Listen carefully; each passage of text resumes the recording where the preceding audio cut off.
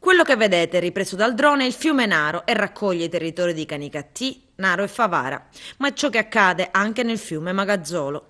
Con questo video Mare Amico torna a mostrare e a denunciare lo sverso delle acque di vegetazione derivanti dalla lavorazione dell'olio di oliva nei territori e nei fiumi.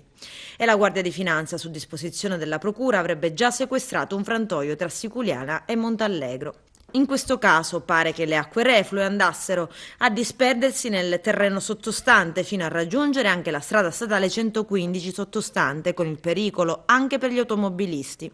Anche quest'anno, sottolinea Claudio Lombardo di Mare Amico, alcuni imprenditori del settore oleario hanno versato le acque di vegetazione nei torrenti e nei fiumi, un rifiuto molto più inquinante persino delle fogne. Ed ancora aggiunge Lombardo, l'immissione nei torrenti o nei fiumi di questi scarti oleosi sottraggono ossigeno all'acqua, causando la morte dei pesci.